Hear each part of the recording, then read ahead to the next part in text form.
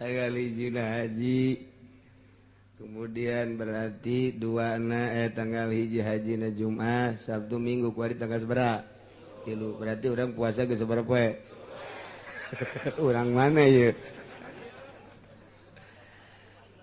berarti ayeuna Jumat Sabtu Minggu Senin Selasa Rabu Kamis Jumat Sabtu Jumat Sabtu tarwiyah Arfah etalah anu intina man soma saha jelema anu puasa yaumat tarwiyah dina poe tarwiyah ieu mah yutomala yu'lamu minal ajri bakal dibere ganjaran teu kudu nyaho ku gede-gedena ku gede-gede ngana ganjaran nu nyaho teh mah kagedeanan nu penting mah maneh mah geus puasa bae geus surga bae geus teu kudu dibere nyaho bedena ganjaran masyaallah geus urang mulai nu bisa di tanggal kamari tanggal hiji terus anu geus tinggalin kakarak nyaho kuari atuh isuk mulai tah terus datang ka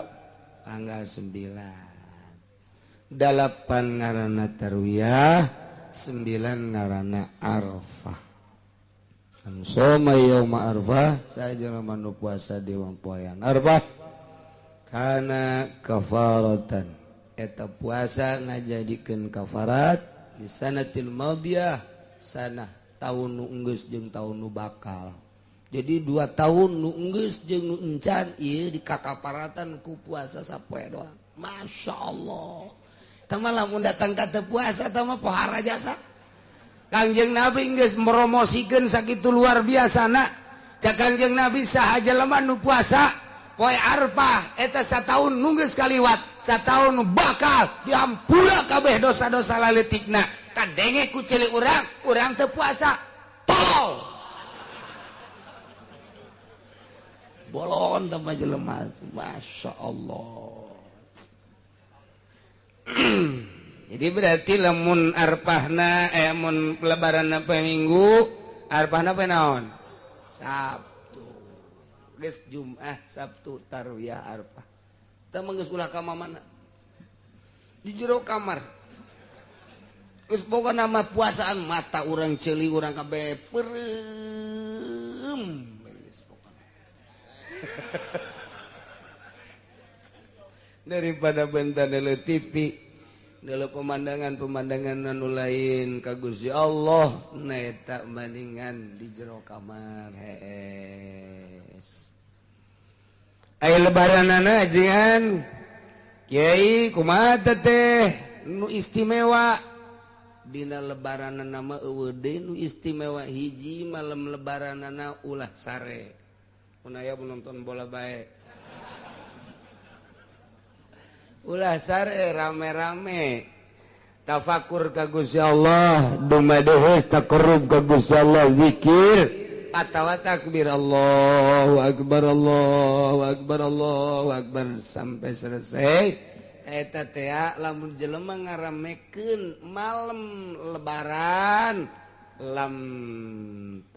lam yamut qalbuhu yauma matal qulub hatena moal paeh hati teh mal paeh lamun hati teh paeh teh hirup masyaallah lamun hirup boro-boro hati nu dihandap hirup mantep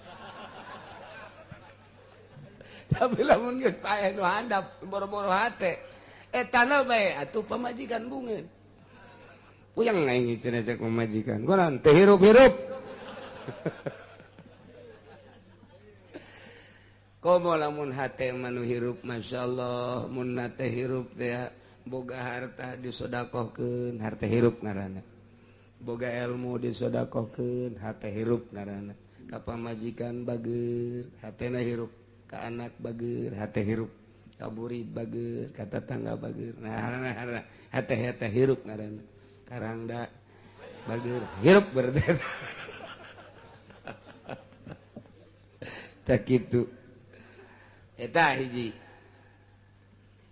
Kemudian atuh ayeuna mah beurangna di samping lebaran na ieu urang ngalaksanakeun kurban. Enggeus cenah Kiai, kurban mah terus bae, boga mah ayo 2 3 4 5 masalah lamun urang ngalaksanakeun kurban man qarraba kurbanan sahaja lemah anu nyieun dumadeheus ka Gusti Allah ku cara mencit kurban bi awali qatratin begitu dipencit awal tetesan kotorat fil ardi netes ka bumi eta geus dihampura dosa eta jelema ku Gusti Allah gufirat dzunubuhu lain dosanya na bae wa iyaluhu keluargana ge dihampura pamajikanana anakna ahli-ahlina bahkan indung bapana ge dihampura deui bae ya Allah ya Rabbi begitu netes sret geus dihampura dosana dosa pamajikan dosa anak dosa indung bapana Masya Allah ku gede-gedena ganjaran korban mandek hayu nu boga ulah diengke-engke lantaran umur mah teu nyaho umur teu nyaho buah dikorbanan buah henteu engke ku anak urang mumpung kuari bae keur boga cenah kiai naon eta korban teh sapi sabaraha urangan sapi 7 kumaha kiai lamun sapi hiji ku sorangan bae eueuh masalah ieu sapi ku sorangan bae cenah kiai abdi di ditu naon gagah kula ieu naik sorangan eueuh masalah boro-boro sapi hiji 5 dek nu ku sorangan bae eueuh masalah ngan lamun hayang dipilukeun datang ka 7 kitu maksudna besi we tujuaneun teu meunang ku sorangan lain teu meunang ku sorangan pan urang lamun embe ge 7 ieu nu sa nukula ieu nu sa nukula ieu nukula kabeh wih mamang sakaligus 7 wah eueuh masalah besi dijadikeun masalah di lembur eueuh tah eueuh masalah tilok aya ongko nu ngamasalahkeun kos kitu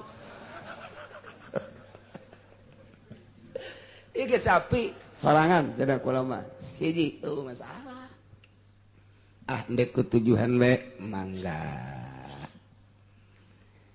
mbe hiji sorangan mbe mah teh mumpung urang aya kesempatan umur dibere keneh ku Gusti Allah harta boga ulah diengke-engke geus langsung korban bikeun tah tolong lembur ka fakir miskin yo maneh supaya ngarasaan geus urang ulah nyileuk-nyileuk deui bigan nu hebat bata bigan atawa aya penampungan di dinya osok dibagi-bagi engke ku masyarakat ku panitia tah geus ngaran deh tulis keunteuna ge sabareu masalah ngan eta mah keur carita Abdul na cek pikih Allah mah geus apaleun padahal ngan cek pikih eta kos kitu nah itulah ari ieu sapopoe wiridana naon nu paling istimewa sapopoe nu paling istimewa wiridan di bulan haji mah Bismillahirrahmanirrahim ingat ka Syekh Nawawi urang teh boga hiji-hijina ulama di Indonesia Syekh Nawawi At-Tanara hiji ulama nu terkenal di mancanagara kelas internasional mulai tandingna Syekh Nawawi mah ulama zahiran wa batinan pernah anjeunna maot sagesna maot kuburanana digali peraturan raja saat eta bagi makam-makam anu geus kitu 1 tahun na ieu kudu digali dihijikeun tulangna ye jang kuburan anyar deui memeh dijieun logak-logak instruksi raja saat eta seperti itu galilah kuburan tok dihijikeun pas Syekh Nawawi At-Tanara digali beleger kene Imam Romli kagali beleger kene Ibnu Hajar beleger kene eta pandidinya teh urang lamun dekat Syekh Nawawi teh belah dia Ibnu Hajar belah dia Imam Romli kuburanna teh jajalaneun teh belok ka dieu Syekh Nawawi teh bala leger kabeh laporan ka raja ada beberapa mayit yang masih utuh, bahkan lebih seger dibanding dengan masih hidup. Raja langsung ningali kadinya, begitu ningali cak raja pendem deui bae besi bahaya, dipendem deui, maka dicirian saat eta Ibnu Hajar Al-Haytami aya dan kuari beus sareueuh deui baheula Romli, kemudian belah dituna Syekh Nawawi jeung loba-loba deui nu sejen-sejen adu balaleger dikubur deui di dinya. Ieu keur carita di antarana Syekh Nawawi Tanara. Belah dieuna terus dizarahan ku urang Indonesia, urang Indonesia mah zarah terus hobi ti baheula urang Indonesia mah zarah teh. Nu zarah bener, nu zarah teu bener sarua bae. Sebab nu zarah bener mah tuh jadi itibar, oh aing gerek maot. Kirim doa oge bisa zarah bener kene. Nu zarah teu bener minta info. Naon nu kaluar heuy. Eta kos kitu. Teu balener. Nah, ya Syekh Nawawi kebelah dieuna pas erek dibangun tol otomatis pas kaluhureun kuburan Syekh Nawawi. Didorot ti mimiti. Ti dieu kajaukeun aman eueuh masalah berbagai kuburan nu lain mah aman bae. Pas datang ka makam Syekh Nawawi. Bletro. Potong beko. Dokot deui nu anyar. Pas pelebar aja bletrok deui. Potong didatang ka 11 beko potong kabeh. Lain lalagaan. Nu terakhir nu kabeh memuriang dan nu kabeh memuriang ieu operatorna, supirna, maruriang kabeh parah. Nu terakhir mah malah datang ka maot. Nu terakhir sekali nu memaksakeun nu ka 11. Bletrok. Nyanana dibawa ke rumah sakit maut. Kisah nyata ieu mah Syekh Nawawi mah. Oh, cak Raja Pahad teman di zaman Raja Pahad. Makam siapa yang mencari Syekh Nawawi? Nawawi diceritakan gitu. Oh, ceritakan sejarah nanti baheula-baheula gitu udah. Pengkolkeun ku ari mah tu jalanna mengkol ka dieu. Ieu makam, ieu jalan tol tak ka dieu teh set. Ada kurang mun jarah di dieu pas tembok. Pas tembok. Sekali-sekali ke Mekah tuh.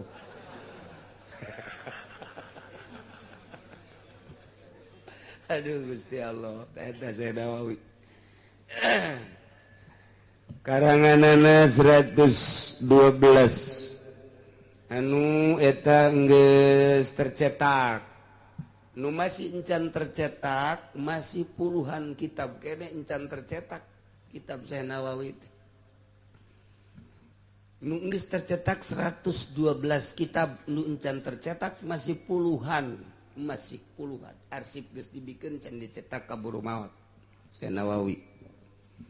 Jelemana leutik. Sederhana Syekh Nawawi mah masyaallah tawadu. Henteu nyaritakeun asa aing, teu bebeja aing kiai. Nu sok bebeja kiai mah hiji ti LDII, kadua ti PKS. Mah terus terang bae sebab dihareupeun kula ge bebeja nya. Kula kajati begitu kajati pan ditu LDII ngobrol teh jeung kiaina. Saya ini kiainya di sini saya kira. Tangkorak sia bare. Bebeja kiai purukutut jae geus bebeja kitu mah.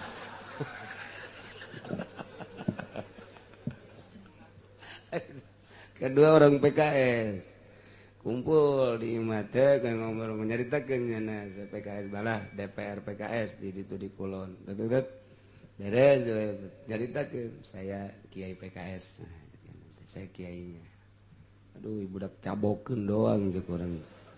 Kiai si bebeja. Teu kudu bebeja jadi kiai mah kumaha engke bae.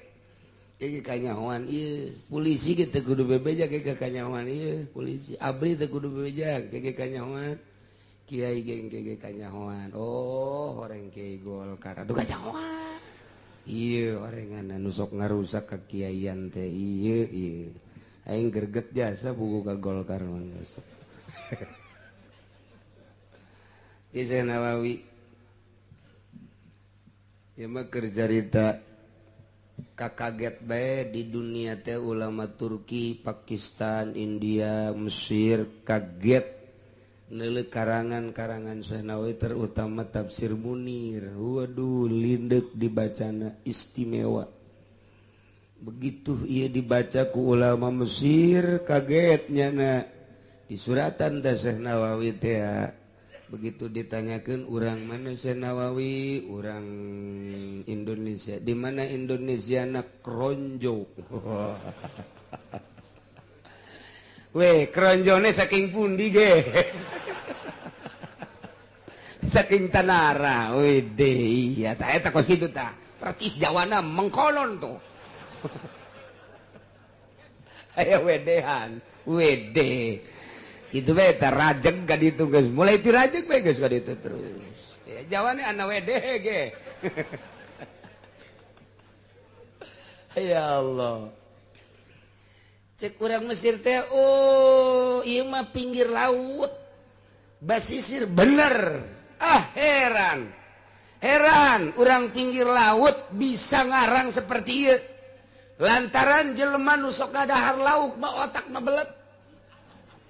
Jelema nu sok ngadahar lauk, awakna seterek, awakna naon kitu ngaranna teger, tapi otakna ieu adalah otakna mengpelehe.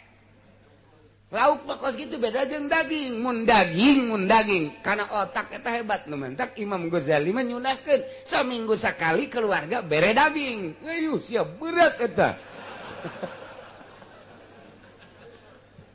Imam Ghazali teh Hujatul Islam lantaran mawaan hebat karena otak daging teh cerdas karena otak. Nah, ieu mah lauk teu kaarti mendak di suratan ku ulama Mesir. Di suratan nasetik Assalamualaikum warahmatullahi wabarakatuh. Minal Misra amis di jero Ilan Nawawi at-Tanari. Kaif sakitu doangnya nama. Kaif wassalam. Mesir. Baca ku Syekh Nawawi. Assalamualaikum. Oh, waalaikumsalam warahmatullahi wabarakatuh. Kot beres. Wassalam Nawawi. Dibaca kunyana. Ainu aing mah tilu hurufna kaef ha kaf iya pa nya nama dua kop jeung todot eleh aing cek nya teh. Jadi saya tik saya dari mama nyurat urang mah pan suratnya 2 lembar. Paranjang bari maksud nama lah sautet doang. Santri nyuratan ka bapana patut paling edek menta beas. Ieu mah panjang jasa surat. Waduh yang terhormat ayahanda di rumah. Dengan ini saya mendoakan kepada mudah-mudahan Bapak dan Ibu ada dalam cerita sedikit saya di pondok ini. Waduh sama dengan diderita. Bangunan derita, waduh, malam kehujanan, keanginan, siang, atuh eta mah meureun di luar bae budaknya.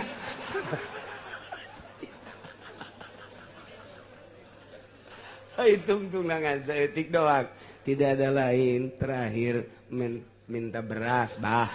Ya Allah, jak bapak nanti tadi bae atuh. Panjang teuing da surat teh panjang teuing. Kok ai surat cinta mah panjang wajar. Cinta mah panjang teh wajar surat cinta. Berlayang tak bersayap, berjalan tak berkaki. Kamang-mang ya.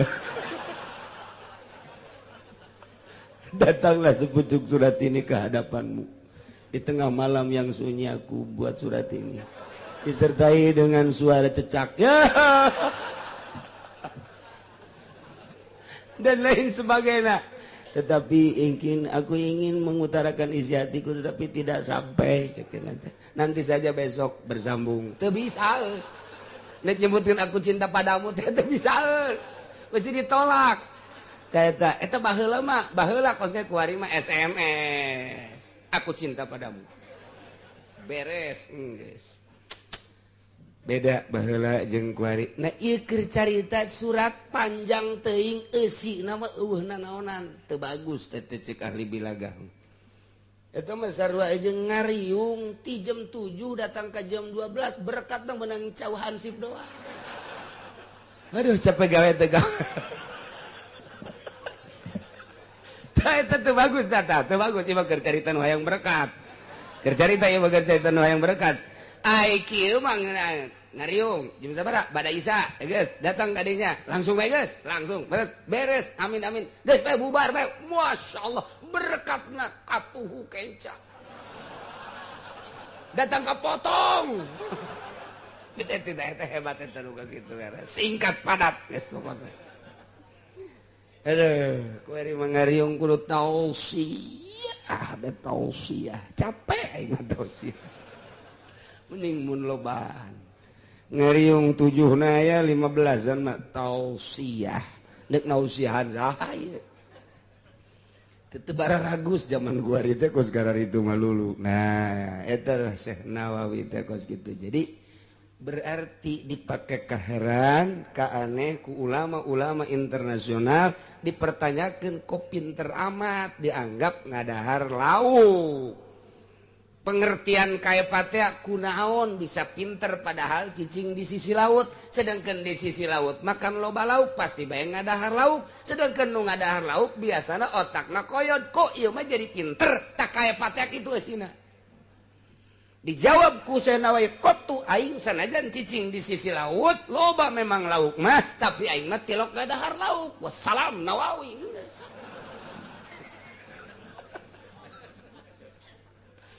ya Allah tak aya beti Syekh Nawawi mah jampe pantang lauk mun santri belet otakna ku kiai dibere baheula mah aya wiridna Allahumma ya aliyu Allahumma alimni ya alimu alimni ila kaza wa ya mubinu baini ila kaza wa ya kabiru wa ya kabiru kabirni ila kaza dan seterusnya eta teh jampe paranti pantang laut pak pantang lauk 40 poe ulah ngadahar lauk menang ngala ai melima di warung los coba akur-akur kayak berubah ulah ngadahar lauk itu kayak santri ngadahar ai kaki ai mah bareng limaan ai nu opatan mah biasa teu ngadahar nu saurang ngadahar kan saya ngadahar lauk emang tepat pantang aing kan saya ngadahar teu meunang nang sorangan nang batur-batur teh naon sia kos-kos dalilna dina Al-Qur'an mana tuh uhilla lakum saydul bahri wa ta'amuhu mata'an lakum walis-sayyarat meunang nu halal nu keur ihram ngadahar lauk mah meunang atuh sia deuk pantang naon atuh ka kiai eta mah nang batur teu meunang nang sorangan nang batur mah teu naon aku masih aba atuh macam-macam di pondok mah aya nu pantang lauk cak kiai teh meunang ngadarna naon geus endog mah ngadahar ya sia teh pantang lauk endog endog paling lauk endog ngaranna ge heuh sarua bae endog teh bisa endog mah meunang ulah ge bebereumna puputina mah meunang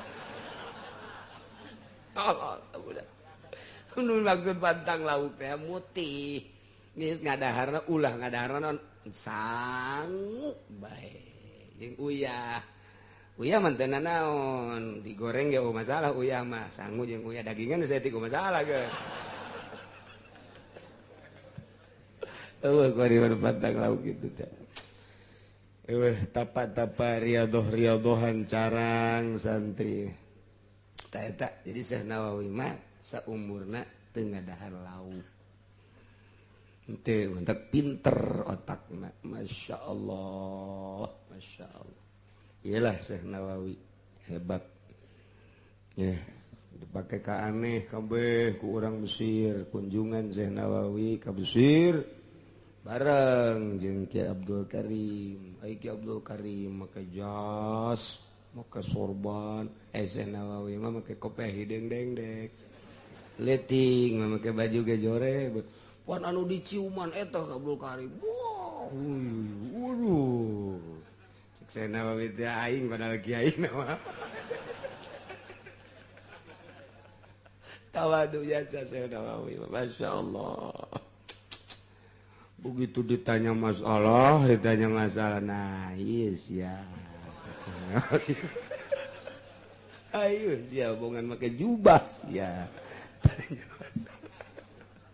atau teter begitu teter kaget maknya bisa ngarang teter teka arti nu bisa ngarang bisa teter kieu ya otomatis keluar deui ka jero heula teu dibeja aku bahwa kiai nu ieu jero ganti pakaian nu tadi teh dipake ku Syekh Nawawi sarua geus leutikna pan akur leutikna mah keluar deui begitu keluar bagaimana puncak ngomong urang mah masalah sakieu banyak pengarang bisa teka jawab ieu karangan naon hartina berarti kan nu ngarang teh geus menguasai 12 pan cek Syekh Nawawi tambah deui ayo kuari mah penganun dek nanya-nanya silakan bertubi-tubi terus dijawab cek ulang lagi tadi mah bodoh pun gue mah pinternya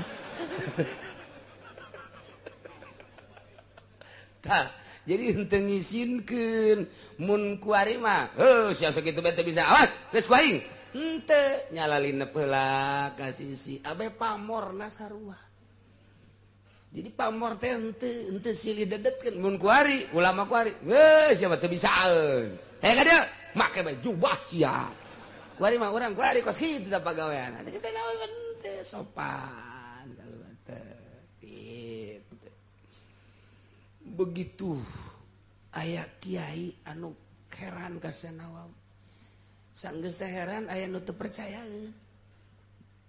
jelema leutik kieu pinter aya teu percaya cak yana teh pasti ngan seukur hebat batinna doang zahirna doang can puguh batinna mah eta pan kanyahoan ku Syekh Nawawi kanyahoan teh ku Syekh Nawawi aya jelema pikiranna kos kitu teh tah ka Syekh Nawawi kan kanyahoan Syekh Nawawi mah teh hese begitu kanyahoan buka sorbanna kopeana dikitukeun dret ya oyang tah bangunan woi cek yana dikiekeun deui beres deui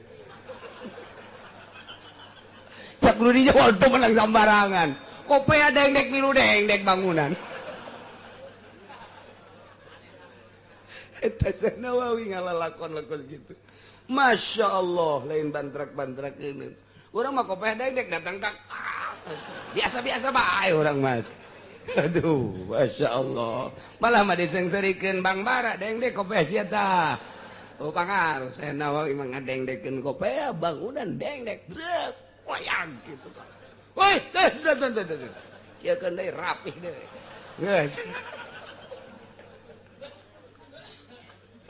ya Allah teh urang bangga boga ulama model Syekh Nawawi Masya Allah kitab nu kurang dibaca ya Sapinah iya Ria terus berbagai kitab-kitab mun eueuh Syekh Nawawi syariatna hese memahami fikih hese eta urang memahami eta berzanji ya Allah hese jasa tapi ku Syekh Nawawi mah dibongkaran kalimat per kalimatna dilempengkeun istiarahna majazna dilempeng-lempeng karti bae urang cacak-cacak eta Imam Ja'far nu ngarang berzanji henteu disarahan ku Syekh Nawawi Masya Allah moal kaharti moal bae kajen ku tapi ku Syekh Nawawi dibongkar dipretel di mufradat jadi bae kaharti waduh alhamdulillah luar biasa lamun Syekh Nawawi dikubur di Tanara Asana taneuhna beak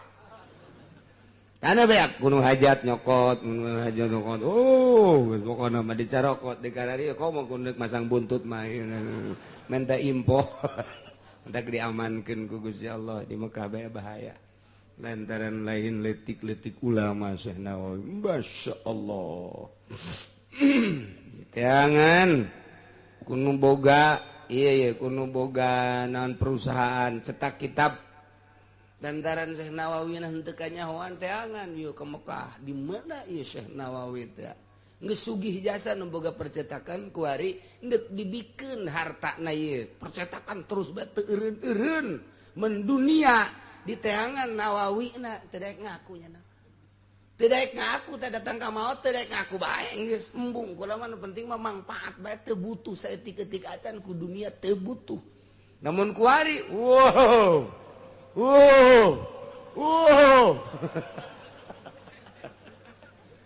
kudu nyetak ge hayang eta hayang kebeli mio kebeli Avanza yang kebeli Innova justru cetak-cetakan teh kos kitu malah dihandapna laya juzu tobu bigori izni bigori izni anu nakilihi teu meunang kitu menyebar luaskan fotokopi dan lain sebagainya tambah ya izin mun bener eta ilmu pimangpaateun mah atuh mah bae cara Syekh Nawawi ih di urang mah tidak boleh awas naon sebabna aset besi leungit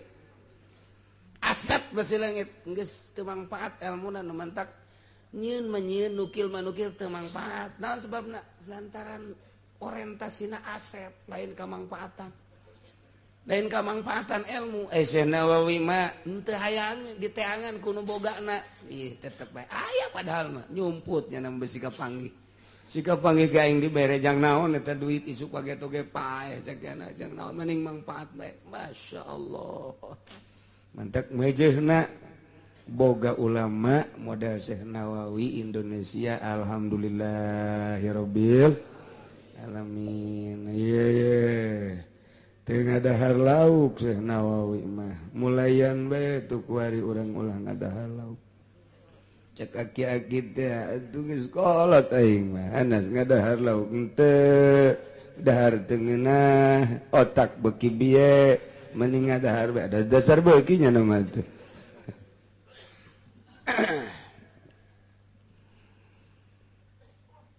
wa hurrima alaikum saydul barr jeung diharamkeun ka aranjeun kabeh saydul barri buburon binatang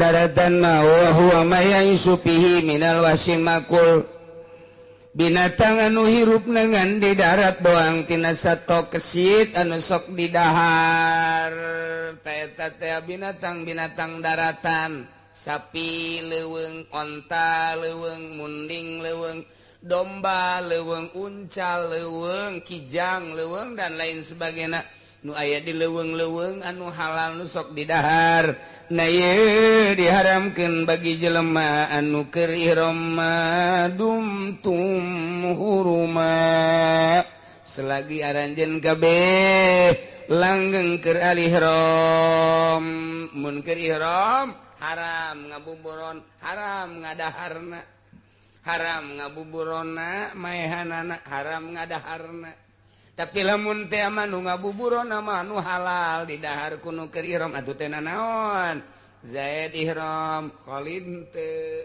Ki Khalid manggi uncal ditewa kunyana di buburon atau di panah digoreng haju di dahar ku kabehan teu naon nu keur ihram ngadahar daging meunang ngabuburon ngan nu ngabuburonna batur nu halal teu naon ulah sote nyana nu ngabuburon nyana nu ngadaharna min jihati ngabuburonna haram min jihati ngadaharna ge haram teu meunang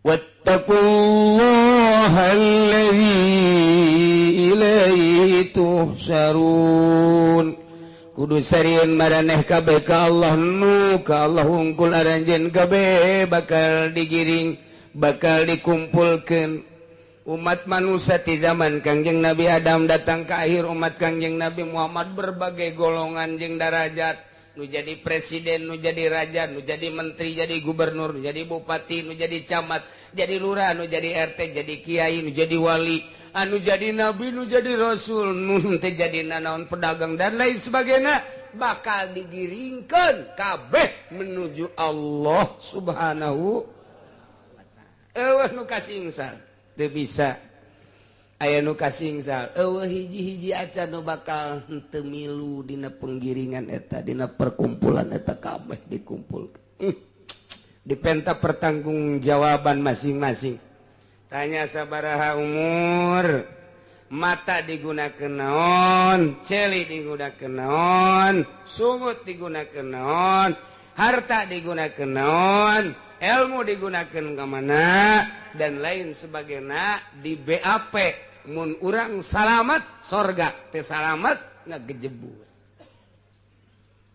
iyalah wattaqullah kudu sieun maraneh ka Allah ia mah khususnya tentang said, tentang buburon bagi nu halal maupun bagi anu keur ihram sing sieun melalui aturan Allah.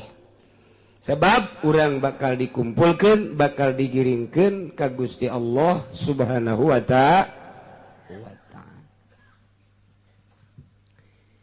Tapi lamun ahli batin mah bisa ngamanaan kieu ye. Uhilla lakum dihalalkeun karanjeun ka basaidul bahri, buburon lautan.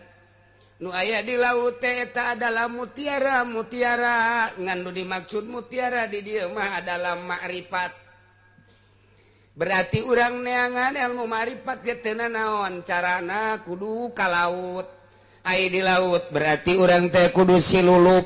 Ari silulup urang teh kudu bisa atuh berarti ngojaina jeung kudu nyaho lebahna di mana aya mutiara. Di luhurna kudu make parahu heula sanggeus sampai ke parahu urang silem ke jero di mana lebah anu aya mutiaraan. Nah iyalah ilmu makrifat eta kurang bisa diteleuman. Sok teangan ilmu marifatullah wa rasuli supaya orang mantep jasa ka Gusti Allah seakan-akan orang bisa neuleuh mun teu bisa neuleuh urang asa dideuleukeun ku Gusti Allah. Lantaran ieu ge kabeh moal kaluar tina kudrat jeung iradat Allah. Dedeleuran urang teh supaya ka Allah bae, dedengean urang supaya ka Allah bae, napas urang supaya ka Allah bae, bicara urang supaya ka Allah bae. Per detikna teh ieu adalah ka Allah, ka Allah, ka Allah, ka Allah, ka Allah. Nah iyalah ngaranna ilmu marifat. Uhillalakum saydul bahar. Halal teangan coba ge ilmu marifat.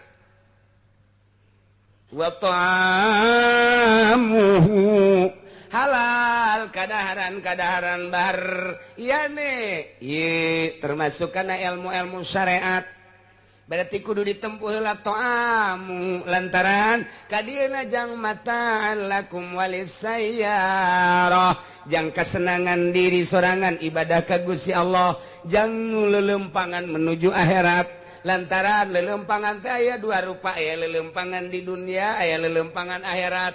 Aya jelema, aya jasad nama di dunia keneh, tapi geus berperasaan di akhirat bae. Matana di ka akhiratkeun, ceulina di ka akhiratkeun, lempangna geus asa di akhirat bae. Kitulah ahli marifah, ieulah ta'amu. Teangan heula ku urang atuh ayeuna kadaharan-kadaharanana naon? Ieulah ilmu muamalah, ilmu ubudiyah, ilmu muamalah. Wuduna nu rapih teangan syarat jeung rukunna, salatna nu rapih syarat jeung rukunna, hajina nu rapih syarat jeung rukunna, kitu keneh zakatna, kitu keneh puasana. Kemudian kabelah dituna iyalah jang besi diperlukeun ku diri oge ku batur. Muamalahna bab jual belina kudu nyaho syarat-syaratna, bab gade menggadena kudu nyaho, bab titip menitipna kudu nyaho. Kabelah ditulah munakaha urusan pertikahanana kudu nyaho, datang ka urusan pertolakanana, peridahanana, pernapakahanana kudu nyaho. Nah lamun geus nyaho sok laksanakeun kuari tempulah saydul bahar ilmu ma'rifatullah wa rasuli. Carana kudu kumaha? Wa hurrima alaikum saydul bar. Diharamkeun karanjeun kabeh saydul bari. Carana adalah haramkeun buburon daratan. Naon buburon daratan teh? Ieu adalah alamul mahsus. Alamul jismi, jadi dua alam teh aya alam ruhani, ieu adalah saydul bahar, aya alamul jismi, saydul barri. Haramkeun saydul barri nu mahsus ya be ulah aya kesenangan di diri. Mun masih kene mata senang neuleuh nu indah-indah, mun masih kene inceuli senang ngadenge suara nu merdu, mun masih kene urang dahar nu ngeunah, eta adalah alam-alam mahsus, eta moal ka jadi wali kos kitu mah. Berarti kudu diharamkeun heula ku urang memeh datang mah. Atuh kudu kumaha? Mulai ku hari urang tanggal hiji haji puasa. Iraha tanggal hiji hajina Jumah geus nyaraho kabeh haji paruasa kabehan. letik mangajal tanggal hijina poe Jumat hiji mana Kemis malam Jumat aya 7 darajat tuturkeun gara-gara ilmu falak bakal istimewa nuturkeun falak sebab ru'yat tanpa falak moal bisa nah ru'yat teu akur jeung falak moal beres malakna nu bener ulah 3 darjah dijieun sadarjah satengah batur ge ngaritung lamun nuturkeun ahli falak ti Ramadan datang ka Syawal datang ka haji pas kabeh anu kamari teh nuturkeun ilmu falak nuturkeun ru'yat buah bener buah henteu mudah-mudahan bener tapi wallahu a'lam nu puasa rebo kuarina kuduna nyana nanggalkeun Sabtu lamun nyana nanggalkeun Sabtu lebaranna kudu poe Senin sedangkeun malam Jumat geus 7 darjah malam Jumat geus 7 darjah dunia ahli falak astronomi kelas dunia ngitung bulan mun malam Jumat tanggal 1 pan ieu teh endek wukuf di padang Arafah nu mantak dunia kelasna bakalna jatohna ieu teh kitu akbar apa henteu padahal haji mah akbar kabeh ge ngan istilahna bae mun wukuf dina poe Jumat akur jeung wukuf Kangjeng Nabi baheula Kangjeng Nabi baheula wukuf teh poe Jumat nah iyalah disebutna haji akbar dihitung ulama teh tanggal 1 na poe naon ieu supaya pas na engke akbar apa henteu gitu dihitung dikotret 2 kali 2 opat berarti lamun 3 bulan teu diasupan cokot berarti dihitung Masya Allah kudu dihitung orang deg kumaha di Indonesia kumaha di Mekah aya penghitunganana sarua jeung di Turki tafawutna urang jeung Turki sabaraha urang jeung Mekah tafawutna sabaraha iyalah permasalahanana lantak moal akbar atuh taun dieu lantaran urang bae di wetan 7 darjah atau komo di ditu komo di Mekah sebab ai bulan mah kapan ayana di barat maton panon poe mah ayana di timur cacakan di barat bae di dieu malam Jumat geus 7 darjat atau komo di ditu kitu perhitunganna mendak lamun urang ngadenge di ditu aya nu lebaran urang teu kudu ru'yat teu kudu ngitung urang belah barat mah wajib bae di ditu bae geus atuh komo di urang patokanana kos kitu teh cak pikih eta cak pikih kecuali di Mekah geus barokah heula di urang mah ulah waka heulana ulah waka Malaysia geus buka urang ulah waka sebab itu mah barat kulon ulah waka heulanan tapi lamun di ditu geus atuh di dieu makomo lantaran bulan kan ti ditu ayana di barat mungkin geus di urang pencan tapi lamun geus urang timur bae geus aya nu buka atuh urang mah pan geus kaliwata urang geus kaliwata geus kudu buka jasa mangkaning kamari lebaran teh di NTB geus ru'yat NTB teh belah manaeun Tangerang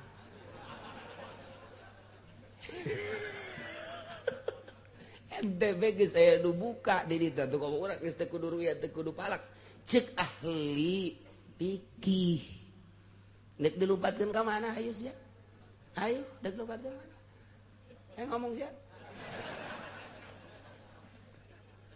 aya keur carita isukana orang bari maula loba omong nurbo nu salasa mudah-mudahan menang ridho Allah anu milih wahidin menang mudah-mudahan ridho Allah nu milih atut mudah-mudahan nya ridho deui bae sakitu salahna cukup jangka neraka dengan 10.000 saja kan iya banget aya oge. Aduh cenah kiai nu menang na atut sebab perhitungan anak lobaan atut tenang. Jadi supaya bunga heula, supaya nyeun petasan nyeungeut petasan heula kena kadengeun, kena bubungahan, sakedeung deui lurah diseret. Ji, yang gitu.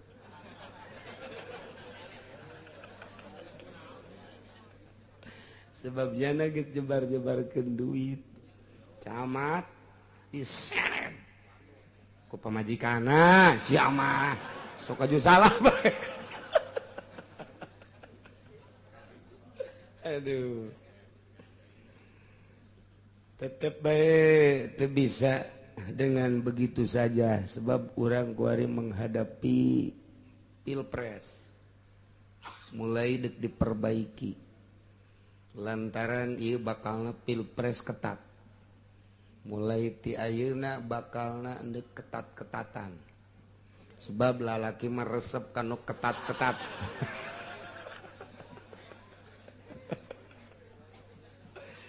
Teu meunang sambarangan sebab ieu mah bakalna mengarah lamun teu diperbaiki geus aya anu endek revolusi nu kukula dicaritakeun teh. Jadi mahasiswa di berbagai universitas kuari geus menyatu kemudian geus endek mendatangi lamun ieu teu ditegaskeun hukum ala kadar baheula ala kadar kadanan tegas jasa mah ulah amburadul jasa ieu geus aya bakal gerakan-gerakan mengarah kana peperangan hendak nu boga besi sing lempeng.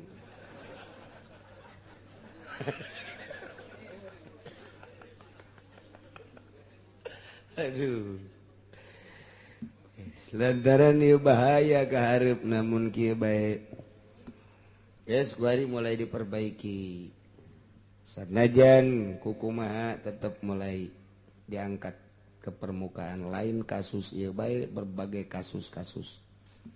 Sebab geus aya penekanan-penekanan ka hareup bahaya. Berarti kan ieu aya sutradara.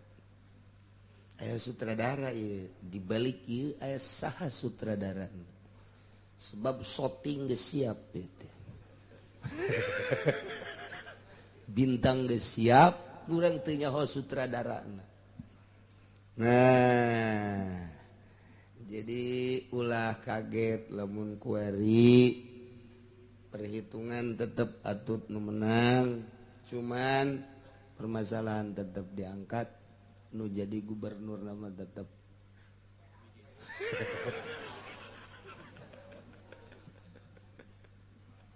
Ai geus teu kuat tuh. Hiji geus sakitu bae teh ngomong heulana, ulah panjang-panjang. Nomor kedua puasa ya puasa. Tanggal hijina haji kemudian berarti tanggal hiji hajina Jumat Sabtu Minggu kuari tanggal sabaraha? 3 berarti orang puasa ke sabaraha poe? Urang mana ya?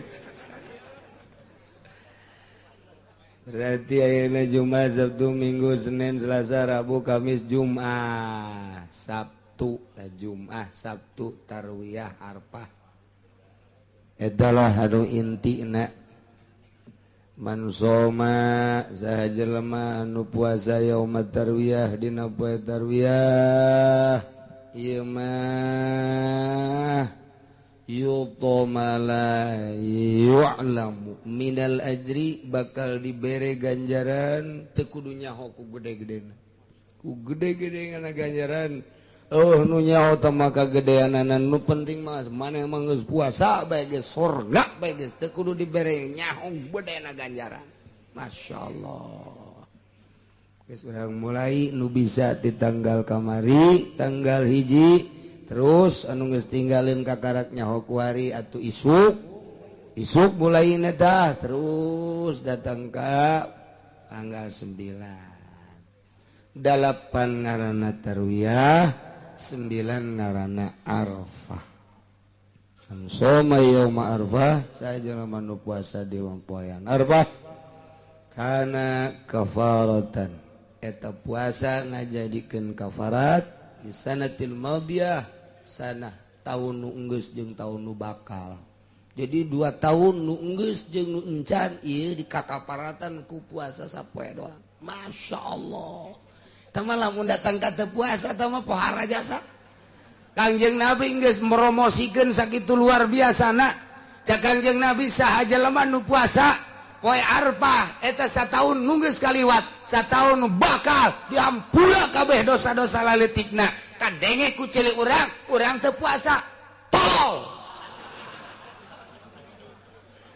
Bolon tama jelema. Masya Allah. Jadi berarti lamun arpahna mun lebaranna poe Minggu, arpahna poe naon? Sabtu. Geus Jumat, Sabtu tarwiyah arpah. Teu geus ulah ka mamana. Di jero kamar. Geus boga nama puasaan mata urang ceuli urang kabeh peureum. Geus pokona.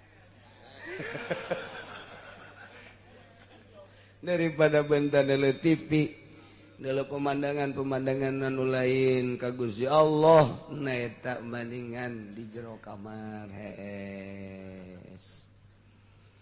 Aya lebaranana ajengan Kiai kumaha teh nu istimewa dina lebaranana mah eueuh deui nu istimewa hiji malam lebaranana ulah sare.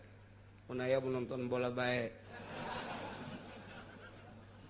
ulah sare rame-rame tafakur ka Gusti Allah dumadeheus taqarrub ka Gusti Allah zikir atawa takbir Allahu akbar Allahu akbar Allahu akbar sampai selesai eta teh lamun jelema ngaramekeun malam lebaran lam yamut qalbuhu yauma matal qulub hatena moal paeh. Hati teh mal paeh lamun hati teh paeh teh hirup. Masya Allah. Lamun hirup boro-boro hati. Nu dihandap hirup mantep. Tapi lamun geus paeh nu handap boro-boro hati. Etana bae atuh pamajikan bungeun. Uyang ngaing cenah cek pamajikan. Kunaon teh hirup-hirup. Komo lamun hati manu hirup Masya Allah. Mun hati hirup teh boga harta disodakohkeun harta hirup ngaranna. Boga ilmu disodakohkeun harta hirup ngaranna. Ka pamajikan bageur hatena hirup, ka anak bageur hate hirup, ka burid bageur, ka tetangga bageur. Nah hate hirup ngaranna. Karangda bageur hirup berarti.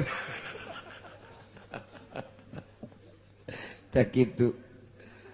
Eta hiji.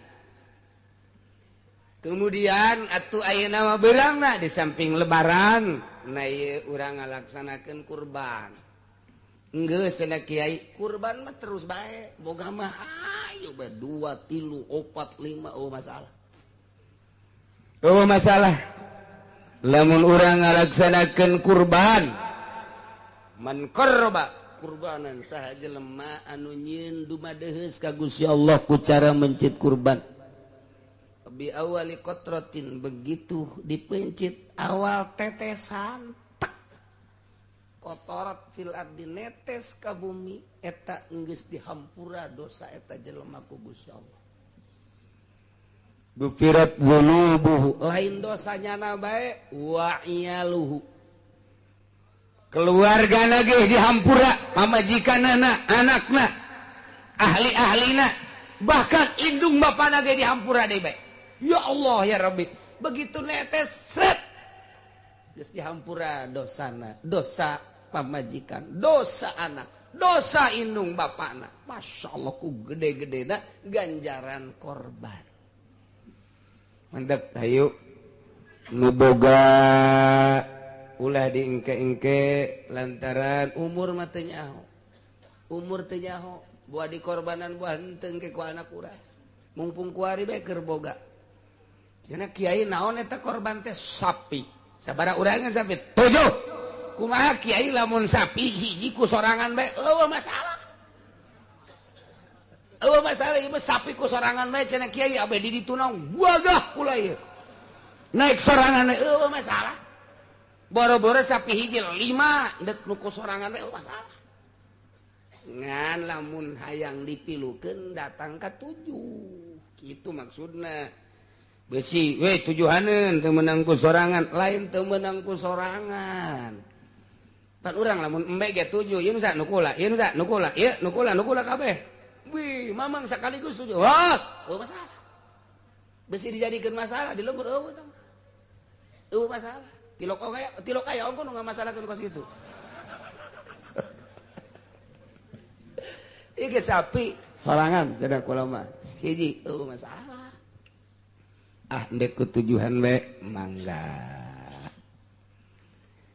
mbe hiji sorangan mbe mah teu mumpung urang aya kesempatan umur dibere keneh ku Gusti Allah harta boga ulah diengke-engke geus langsung korban bikeun tah tolong lembur ka fakir miskin yo maneh supaya ngarasaan geus urang ulah nyileuk-nyileuk deui bigan nu hebat bata bigan atawa aya penampungan di dinya sok dibagi-bagi engke ku masyarakat ku panitia tah geus ngaran bae tulis kerenteuna geus sabareu masalah ngan eta mah keur carita Abdul na cek pikih Allah mah geus apaleun padahal ngan cek pikih ya eta kos kitu nah itulah ari ieu sapopoe wiridana naon nu paling istimewa sapopoe nu paling istimewa wiridan di bulan haji mah la ilaha illallah wahdahu la syarikalah lahul mulku wa lahul hamdu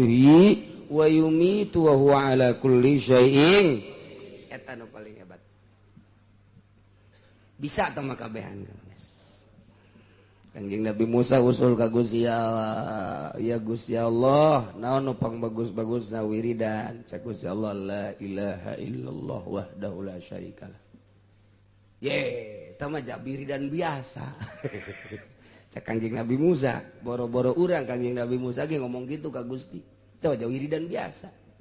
Wiridan biasa cek Gusti Allah ngan lamun dibaca di bulan haji beda jeung dibaca di bulan-bulan sajen langit bumi jeung eusina timbang tek kuari timbang jeung la ilaha illallah nu dibaca hiji di bulan haji bakal beratan eta di bulan haji mah kos kitu tah dibacana di bulan haji hiji bae geus hiji timbang nu hiji dikatuhu dunya eusina di belah kenca bakal beratan eta masyaallah matak cek kula mau loba-loba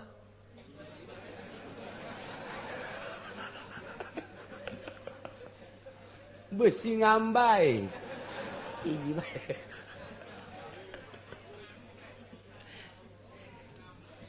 ieu teh maksudna mah lain kitu kayak kitu deui hartina cacak-cacak hiji geus pohara eta teh ngabibita abeh urang teh semangat gede jasa ganjaranna maca nu loba lain cara nu tadi sia ada yo sia tambah tadi masalah nu tadi mah ulah loba-loba sia kudu engke ngambay nu ieu ka dieu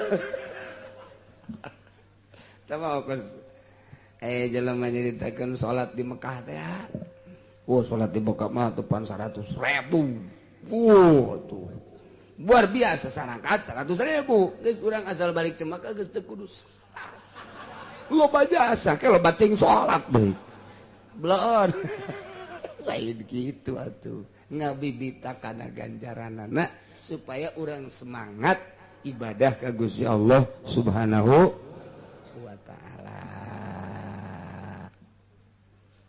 geus kulantaran minggu hareup lebaran berarti ngaji libur urang babarengan lebaran kabehan minggu selanjutna ngaji deui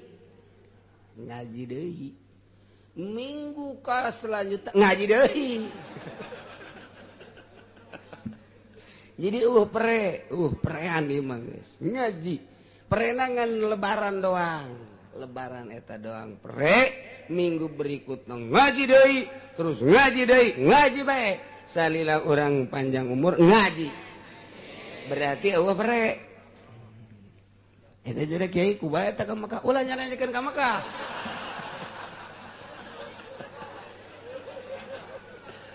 ulah nanyakeun ka Mekah tanyakeun bae engke kanu geus ka Mekah kapanggih henteu jeung Ki Uci gitu sakitu bae geus sama tanya engke ceknya kapanggih oh berarti ka ditu ceknya henteu atuh henteu iya tama kumaha nyana bae engke jawabanana balik ti marka tanya kapanggih sih henteu jeung Ki Uci di ditu Ki Uci mana Ki Uci Cilong henteu ya memang ente jinganan gitu mencaknya kapanggih nyawanya nyawa okos berarti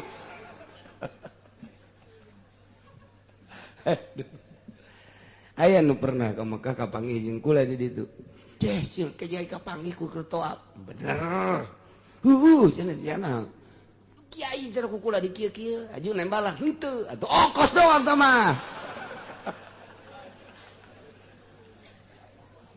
aya baik jadi sekali deui eueuh libur nangan minggu isuk doang insyaallah minggu selanjutnya ngaji ulah nanyakeun ka Mekah bisa kitu bae pokona mah geus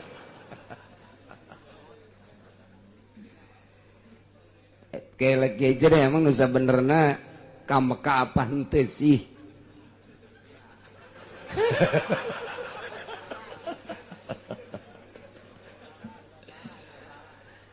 jadi jumlah jamaah anu aya babarengan jeung kula 170 nu sejen aya 400 babaturan ada teh ipetes saja aya keneh sebar